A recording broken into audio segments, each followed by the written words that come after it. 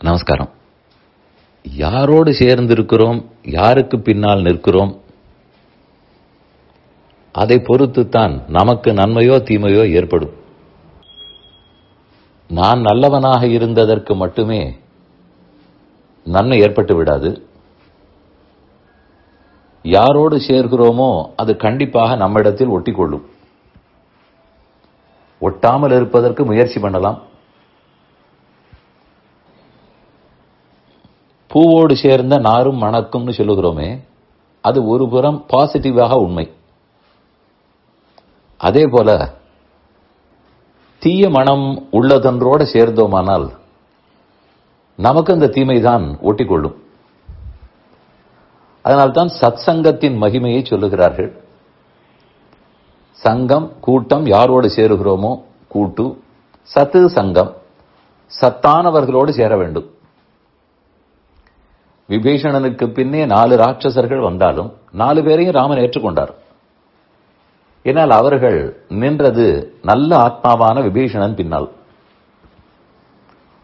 அதே ராவணன் பின்னால் நின்றவர்கள் மாண்டே போனார்கள். ஒரு எடுத்துக்காட்டு சொல்ல வேண்டுமானால்,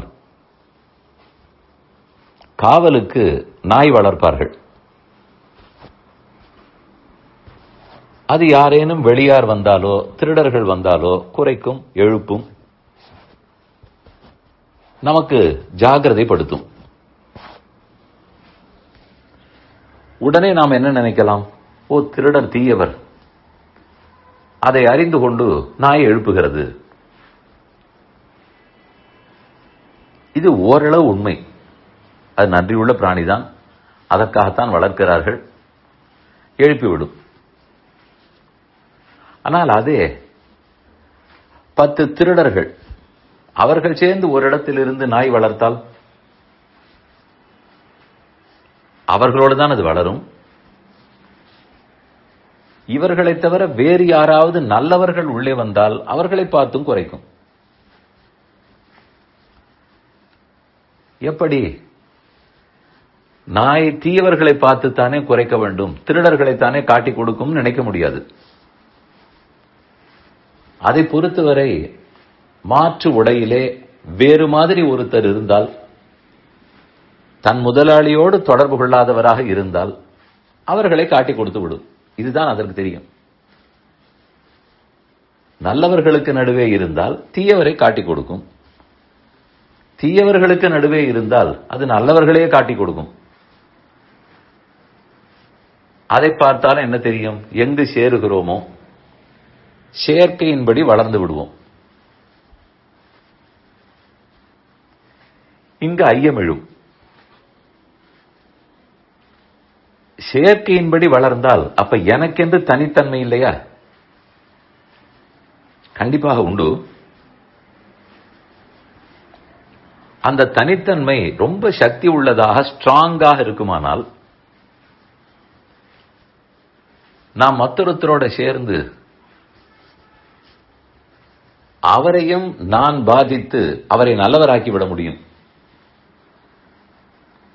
ஆனால் எல்லாருக்கும் அதை போல ஒரு ஸ்ட்ராங் இண்டிவிஜுவாலிட்டி இருக்குமா, அவ்வளவு ஒரு நன்மை இருக்குமாங்கிறது ஐயம்.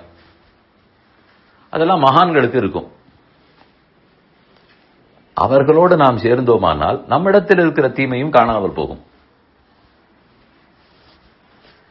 அதனால் அப்படி வலிமை உள்ளவர்கள், யோகம் உள்ளவர்கள், அவர்கள் அப்படி இருக்கிறார்களேன்னு பார்த்து நானும் பரீட்சார்த்தமாக நமக்கும் தானே நன்மை இருக்கிறது, தீயவர்களோடு சேர்ந்து பார்க்கலாமே, நமக்கு ஒன்றும் பாதிப்பு வராமல் இருக்கிறதா பார்ப்போம்.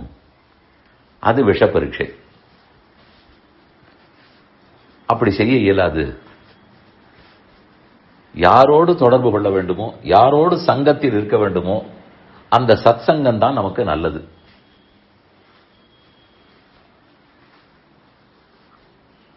சத்தான சங்கத்தில் இருப்போமானால் மெதுமெதுவே நம்ம குணங்கள் எல்லாம் பண்பட்டு உறுதியாகிவிடும். நாம் ஏதான தவறழைக்க பார்த்தாலும் அவர்கள் திருத்தி விடுவார்கள். தன்னலத்துக்காக எதையும் செய்ய மாட்டார்கள். அதனால்தான் நம் முன்னோர்கள் எல்லாம் சத்சங்கத்தின் மகிமையை விடாமல் எல்லா புராணங்கள் இதிகாசங்கள் சொல்லிக்கொண்டே வருகிறார்கள். எங்கு சேர்ந்து இருக்கிறோம்? சேர்க்கை முக்கியம்னு சொல்லுகிறோமே. பெருமானோடும் அவன் அடியார்களோடும் சேர்ந்து இருக்கும்போது நல்ல உள்ளம் நல்ல குணம் உடைத்தவர்களோடு சேர்ந்து இருப்போமானால் நமக்கும் அந்த நல்ல குணம் தொற்றிக்கொள்ளும். ஏனோ தொற்றிக்கொண்டதல்ல, மெதுமெதுவே நம் உள்ளமே பண்பட்டு விடும். ஆனால் தான் உன்னுடைய நண்பனை சொல்லு, நீ யார் என்று சொல்லுகிறேன் என்றெல்லாம் கூட சொல்லுவார்கள். ஆனால் நம்முடைய இண்டிவிஜுவாலிட்டியும் முக்கியம், அதே சமயத்தில் சத்சங்கம் இன்னுமே முக்கியம்.